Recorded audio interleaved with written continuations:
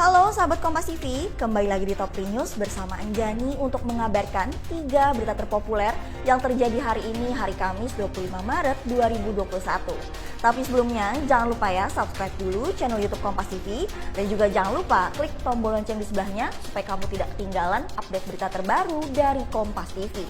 Berita pertama, sahabat Kompas TV, Wakil Menteri Pertanian Harfiq Hasil Qobi mengatakan data yang dimiliki oleh Kementerian Pertanian dan Bulog menunjukkan impor beras tidak diperlukan.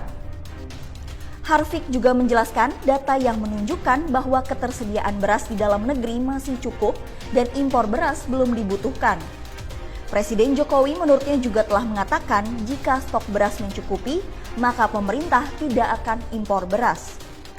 Terkait kebijakan impor beras ini, posisi Kementerian Pertanian saat ini menurutnya akan mengikuti suara petani. Adapun soal kalau memang diperlukan, kemarin saya sampaikan ke Bapak Presiden, kami juga tidak keberatan.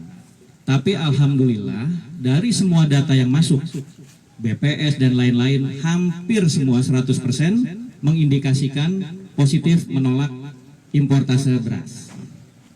Nah, untuk itu Bapak-bapak, Ibu-ibu sekalian tidak perlu khawatir lagi karena Presiden juga sudah menegaskan ke Kabulog, ke kami di Kementerian Pertanian agar memang kalau memang mencukupi dan tidak membahayakan untuk kebutuhan pangan nasional, silakan, tidak perlu dilakukan importase beras.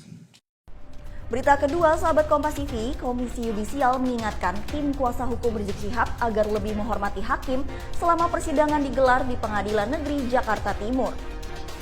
Pernyataan keras Komisi Yudisial ini disampaikan untuk menyikapi kegaduhan yang terjadi di persidangan Rizik Syihab yang melibatkan kuasa hukum. Sejauh ini Komisi Yudisial menganggap hakim yang memimpin sidang terhadap perkara Rizik masih bisa mengendalikan sesuai kewenangan yang dimiliki. Komisi Yudisial juga meminta seluruh pihak yang terkait dengan persidangan, termasuk jaksa maupun lembaga peradilan, untuk tetap menerapkan protokol kesehatan yang berlaku. Kemudian yang kedua, Komisi Yudisial meminta kepada tim penasehat hukum terdakwa Muhammad Rizik Syihab agar lebih menghormati hakim serta menjaga tata tertib persidangan dalam mengikuti setiap proses pemeriksaan di persidangan.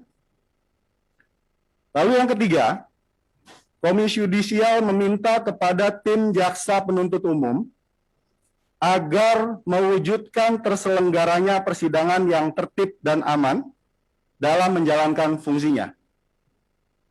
Keempat, Komisi Yudisial meminta kepada semua pihak terkait yang meliputi antara lain organisasi advokat, pihak kejaksaan, pihak rumah tahanan, pihak kepolisian, dan pimpinan lembaga peradilan untuk secara bersama-sama mendukung terlaksananya persidangan baik fisik maupun elektronik yang fair, aman, tertib, dan mengindahkan protokol kesehatan.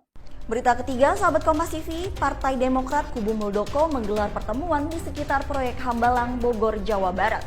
Kubu Muldoko menilai proyek Hambalang membuat elektabilitas Partai Demokrat turun drastis karena sejumlah petinggi partai saat itu terjerat korupsi.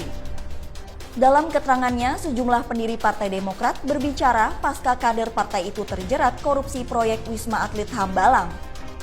Salah satu pendiri Demokrat, Maxo Pakua, menyatakan proyek yang ada di Hambalang adalah awal mula masalah di Demokrat.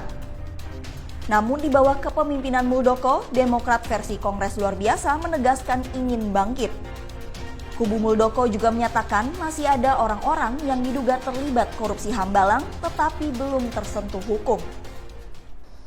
Tempat inilah, proyek inilah adalah salah satu bagian yang merontokkan elektabilitas Partai Demokrat ketika peristiwa-peristiwa itu terjadi. Dan yang paling penting, sebagian besar dari kawan-kawan kami yang terlibat sudah menderita, sudah dimasukkan ke tempat-tempat yang harus mereka masuk karena kesalahan. Tetapi ada yang tidak tersentuh hukum.